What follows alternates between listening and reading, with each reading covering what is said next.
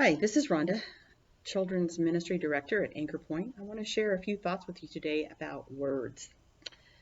You know, the Bible has a lot to say about words, and I'm going to read a few verses for you in a minute. But first, I just want to think about all the talking that's been going on the last few months. Lots of words have been shared concerning this pandemic and how things are done and or not done, and the steps that we need to take to protect ourselves. Lots of opinions flying out there. The news media has lots of different opinions. People have been sharing opinions on Facebook and Twitter, on the phone. And now as we get ready to come back together to meet with church beginning tomorrow, we'll be having some in-person conversations as well. So I just wanted us to think and reflect about the words that are coming out of our mouth as we're sharing with each other. The first thing I want to do is think about an object lesson that I've used lots of times with kids, and you may have seen this one before. It's the one with the toothpaste, where the first part of the challenge is, let's see how fast you can get all of the toothpaste out of the tube. And so the kids, they squeeze and as fast as they can, and let's get it all out, and all the toothpaste is out.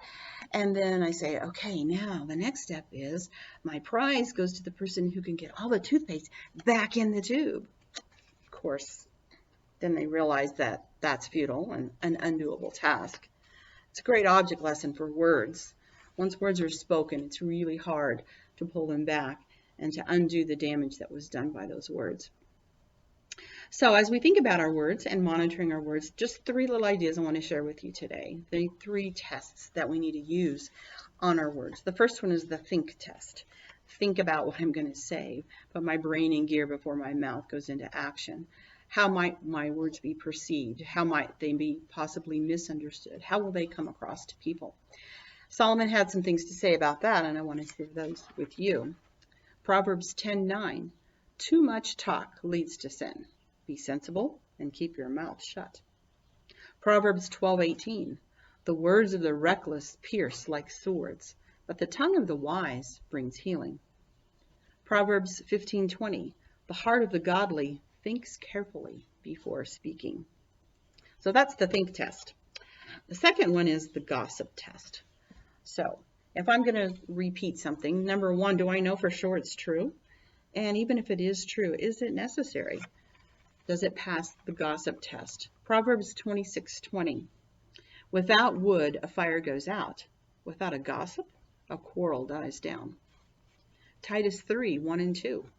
Remind the people to be subject to rulers and authorities, to be obedient, to be ready to do whatever is good, to slander no one, to be peaceable and considerate and always gentle toward everyone.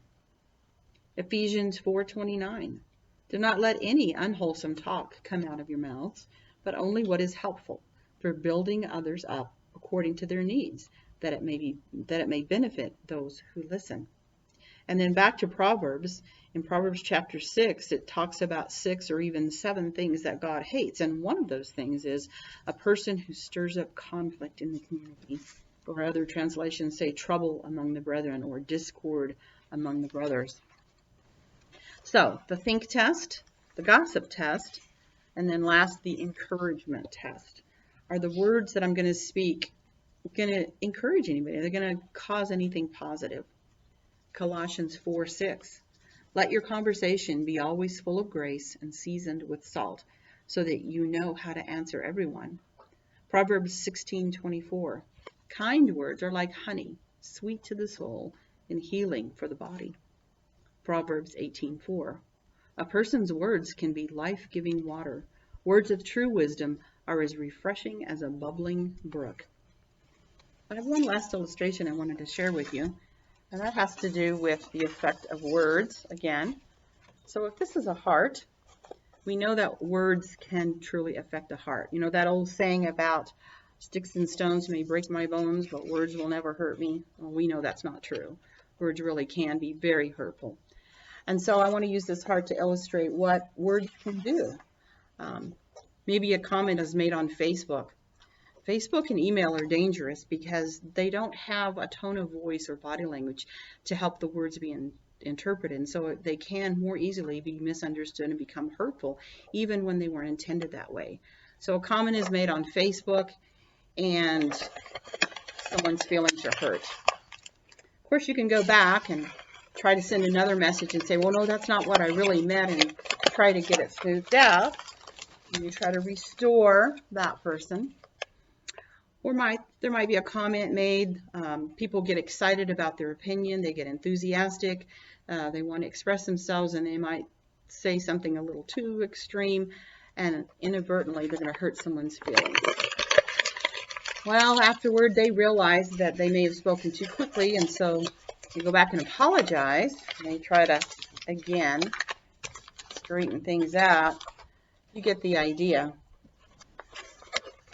We can apologize. We can try to clear things up. But a lot of times the damage has been done. And that heart is never going to be the same. It's going to have those wrinkles. It's going to have those scars. So those words are powerful, and they can definitely have an impact on people. As we think about our words today, and we want to pass the think test, we want to pass the gossip test, we want to pass the encouragement test, and I want to close us out with a prayer that comes from Scripture. It's in Psalm 141, verse 3. It's very short, but I think it's very applicable today. Set a guard over my mouth, Lord. Keep watch over the door of my lips. Amen.